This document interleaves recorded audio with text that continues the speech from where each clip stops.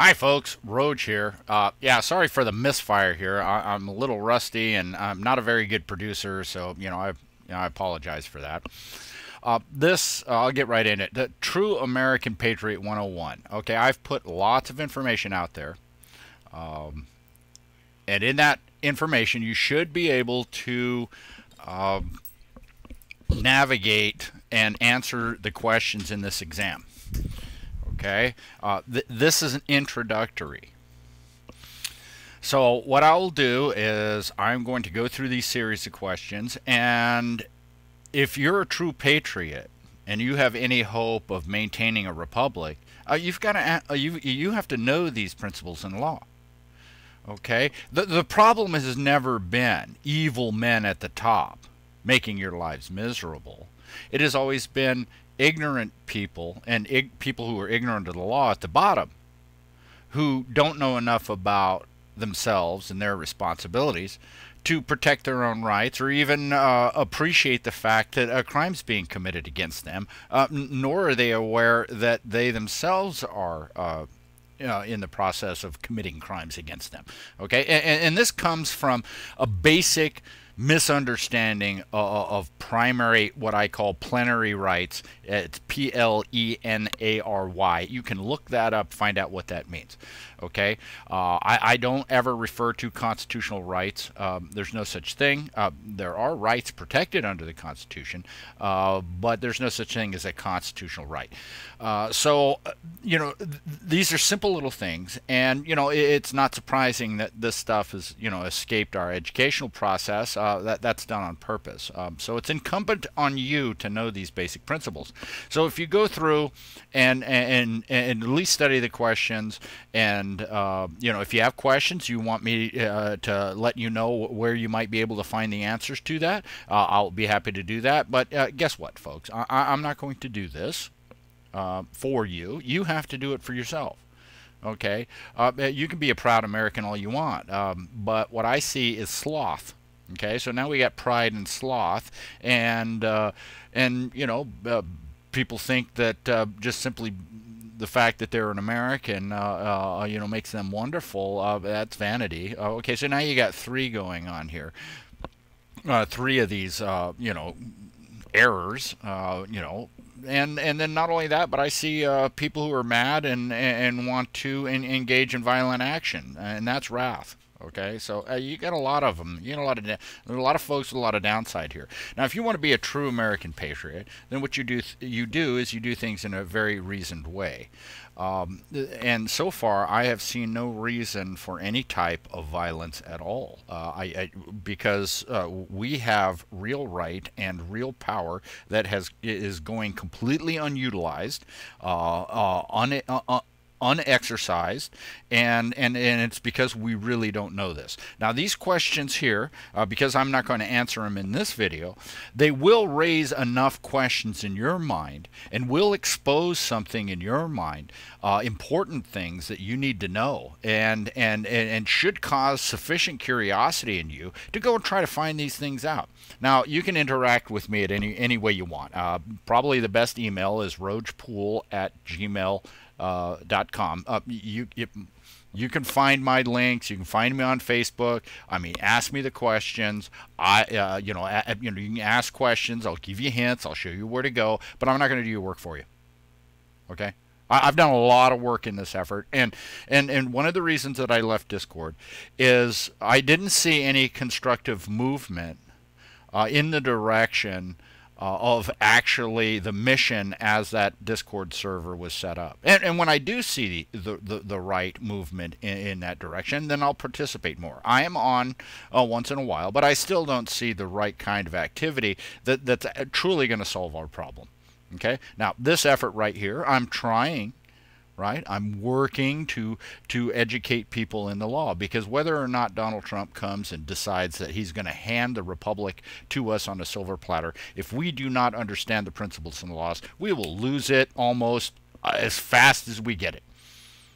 The problem is not evil men at the top. The problem is us, and it is our responsibility to fix us, because we are broken. Okay, so let's get to the questions. Hopefully I can do this without, you know, a train wreck, and it looks like I have sound now. So, okay, here we go. A little bit of infinity there. That's nice. Okay. True American Patriot 101 final exam. First question. Oh, I'm sorry, this is the prelude. If you are a true American patriot, then you should have no trouble answering the following questions. Now, you should have no trouble because these things should be part of your basic playbook as you comport yourself as an American. Okay? All right. This is the first question. In the early U.S. Republic, what part or level of government was the responsible protector of rights under the Constitution? Okay, and what that means is there was an entity of government, right, that was the true protector of rights. If you don't know what part of government should be protecting your rights, then you may be calling on the wrong level of government to protect your rights. Okay, so that's pretty important to know where your rights are protected and how that was designed into the constitutional system. Okay? Next question. At the time of the founding of the U.S. Republic, what widely known power and responsibility of all Americans at the time was the primary means that allowed the people full control over laws enacted by their servant government? Hint, this is not in any way violent recourse. Hint 2, this is not achieved through a petition of the government. People are very nearly completely ignorant of this today. Okay, so at the time of the founding, the population, a large segment of the population, understood basic principles, understood what their basic responsibilities were, and it was a given.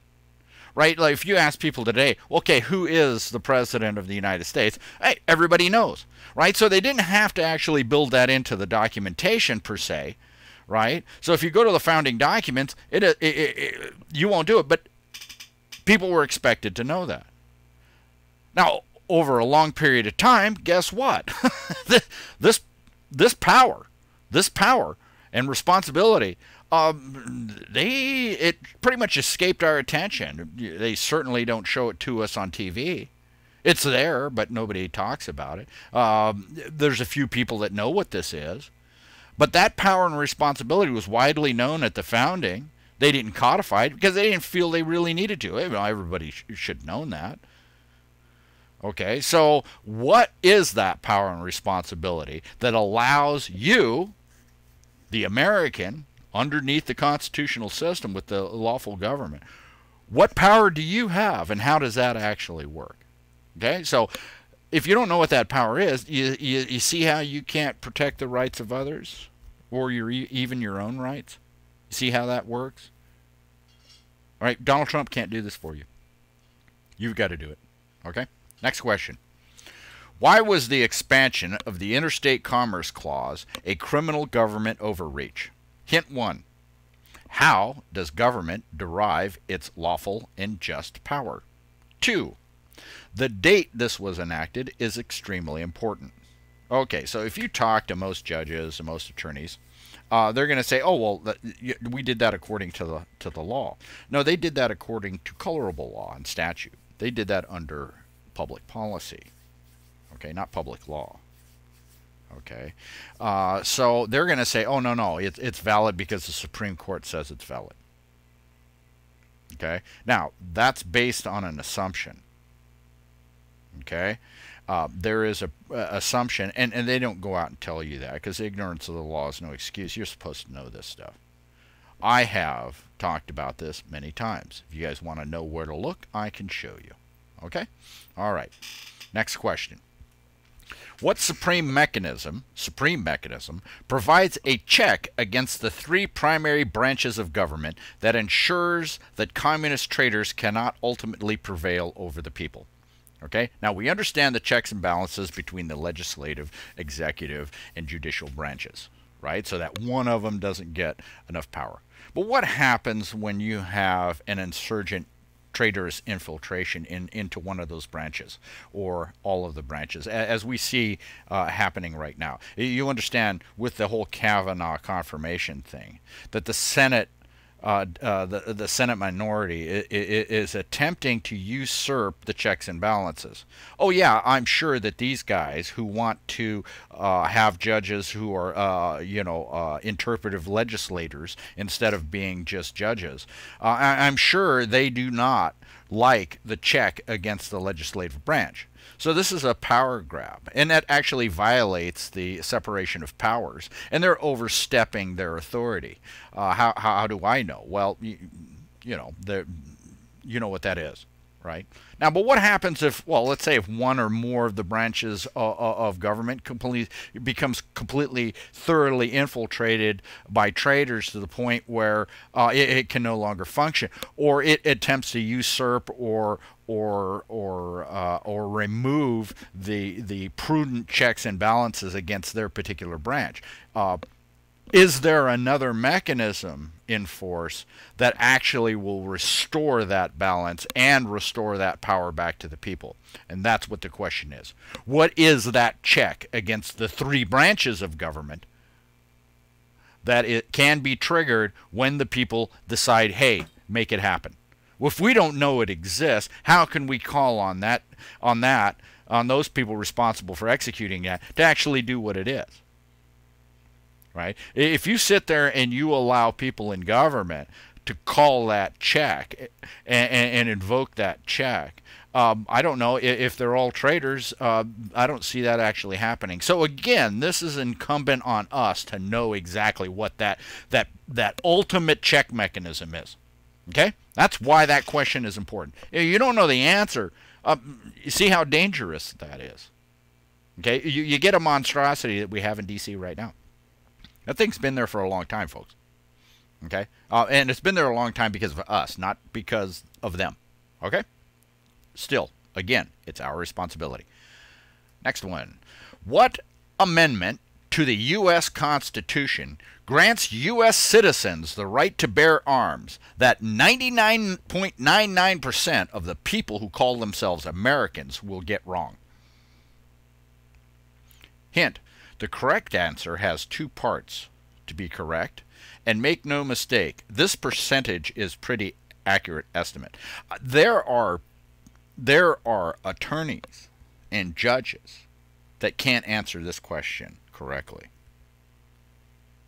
Okay? Most people who call themselves Americans will think they know the answer, but if they answer it, then it'll be wrong. This one's tricky. Okay? Now, this question has two parts. Okay? There's two parts to this question that make it really tricky. Okay? Most people will get one of them. Many people will not get the other one. Okay? So, that one right there is pretty potent and is equally important as all the other ones. Okay? All right, next question. What two glaring constitutional principles were continually violated by those in the U.S. Republic government when the Constitution was adopted in 1791, and that doomed us to suffer the current unlawful monstrosity we call government in Washington, D.C.? Okay, so when the U.S. Republic opened for business, they were violating the Constitution in two key ways. Right? If they're and those key violations were pretty important because it was actually what usurped the Republic in the first place. And if we don't know that those things exist, we're going to succumb to this nonsense again, and we won't be able to keep a lawful government. So, do we even know how the original government was in direct violation of the Constitution? Do we know? How many people have read the Constitution or the Declaration of Independence or the Bill of Rights? I mean, truly, reading it is one thing. Knowing it is something else. Okay? Your alternative is to spend 700 lifetimes reading federal, quote unquote, federal law, statutes, code, regulations, and policies. 700 lifetimes. You tell me who's done that. Right? Even the people who we esteem as, you know, experts in law and statute haven't read that. And in fact, legislators have admitted many times that they've signed statutes into quote unquote law that they haven't even read. They don't even know. So what? So by what true lawful principle can they expect you, the typical American, to know? Remember, ignorance of the law is no excuse. So if you want to be a good citizen, you have to know what that's in there. And I'll bet you every single U.S. citizen on this planet is violating statute, sufficient to put them in jail. And when they need it, they'll just pull it out of their backsides and say, "Hey, you're in violation of this statute. See, it's written right here. We're going to have to put you in a cage." Why? Because we don't like you, or whatever. Right? Because it is not possible reasonably for people to know what's in this monstrosity. Then technically that's unlawful. Okay? Is it legal? Oh yeah, it's legal. But we don't know the difference between legal and lawful. Another thing that has actually escaped our education. Okay? All right. Now, if you can't answer these questions or get them wrong, then you are not a true American patriot, and you are powerless to escape your enslavement. Now, why can I say that? Right? A patriot believes in the founding documents, understands the value of those documents, and can exercise rights and powers under those documents. A true American patriot doesn't just simply grab their gun as their first course of action without first utilizing nonviolent means for true, not reformation, but true exercise of rights such that the servant government remains servant. Okay, so if you guys want to call yourself patriots and you're grabbing guns and you're ready to shoot people, then you're not a patriot. You're not much better than the traitors that have infiltrated our government. We don't need us dying. It should be all Americans. We should be really worried about some people, grabbing their guns. No. All you needed to do is familiarize yourself sufficiently with the law, know the system. See, how can you be a patriot if you don't know what it is you're truly fighting for? It's not a patriot. That's a thug.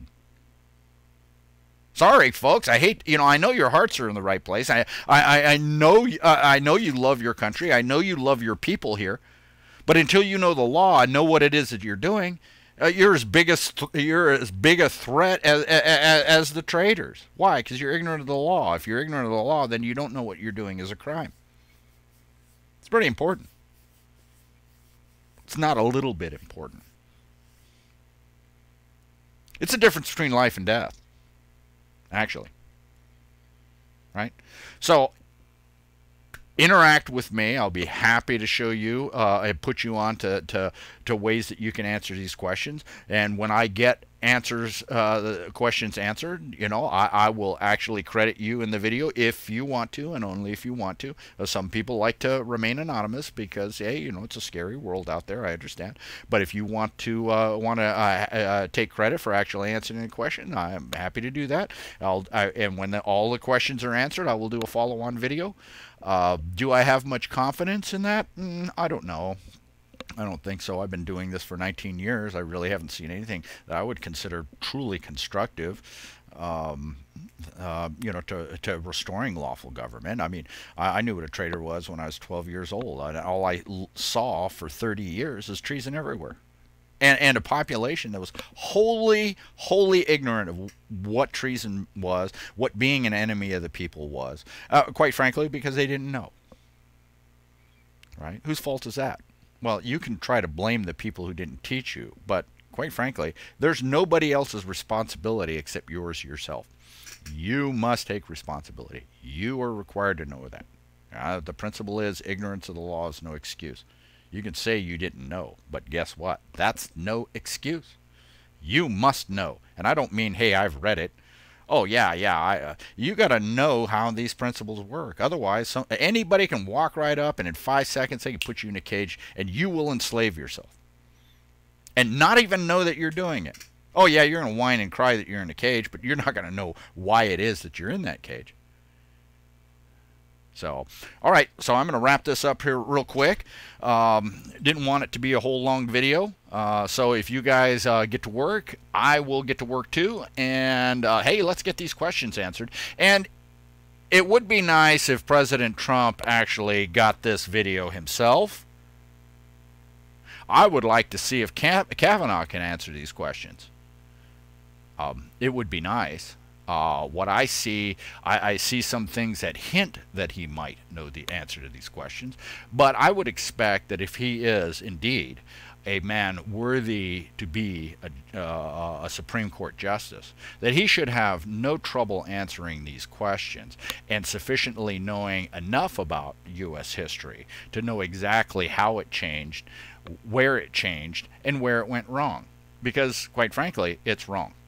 And until he is conscious of it, then what he is doing is ignorantly pursuing and engaging in behavior that doesn't truly solve the problem. So if you folks out there can actually help me get this video out there, get these questions out there, get these questions answered, such that it becomes conscious to us all as Americans, then you will find the traitors themselves will have for the hills, and you won't have to shoot them at all. Okay? I'm Roage, and we'll be talking to you soon. Okay. Have a good day.